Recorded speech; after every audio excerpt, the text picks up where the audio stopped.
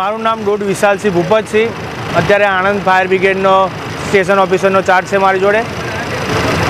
ઘટના બની હતી આજે 11:45ની આજુબાજુ અમારે ફાયર સ્ટેશન ઉપર કોલ આવ્યો કે મોગરી ગાના રોડ ઉપર જીઆઈડીસી જોડે ગેસની પાઇપલાઇન ફાટેલી છે, તેમાં આગ લાગે છે. તો તમારું ફાઇટર અને અમારી ફાયર ફાઇટરની ટીમ સાથે અમે તરત ત્યાં ઘટના સ્થળ પર પહોંચ્યા અને તે આગને કાબૂ કરવાનો પ્રયત્ન કર્યો.